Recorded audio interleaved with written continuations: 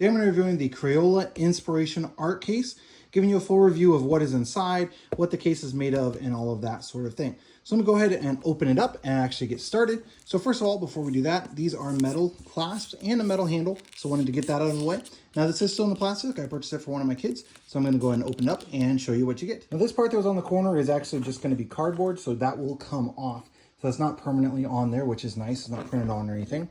You just have the small Crayola logo there on the bottom corner. I'm going to go ahead and turn around and open it up. So you just open up the clasps. And then this one actually folds all the way open, has some drawing paper, I assume is what that is. And then it has all of the different markers and crayons inside, even a few colored pencils. Now, one thing about this box is this is just like a cardboard type box. It's not wood or anything. You can see it's really thin, and then it also is like a cardboard-esque material. So it looks decent, but it is not made of wood or anything that's going to last very long. So truthfully, these handles and the clasp being metal is nice, but beyond that, the case is not something to write home about. Now you've got a plastic interior, so that's good. It's all designed to hold the crayons, the colored pencils, and everything in place. So that is good. That works as intended. As you can see, I opened it up and everything stayed in the correct position for all the different colors. I'm not a huge fan of only getting half colored pencils. Now I know, you know, they would need to add in the extra number of items. This one does have, I believe, 140 different pieces in it. So because of that 140 pieces, each one of these is going to be a piece.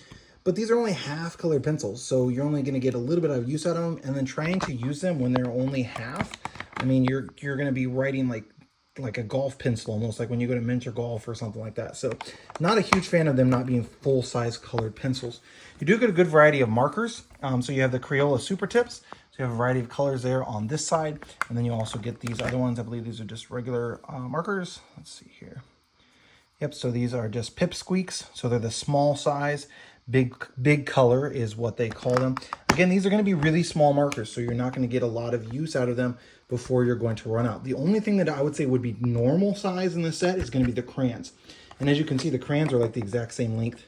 The crayons are actually a little bit bigger than the colored pencils are. So truthfully, although it is a good set, like if you're doing for a younger child, just because it comes with such a variety of crayons, because the case is cardboard and because it doesn't come with a full-size colored pencils or even full-size like the fatter Crayola markers, then in my opinion, you're probably going to be better off buying individuals. So buy an individual big set of crayons, individual big set of colored pencils, individual big set of markers.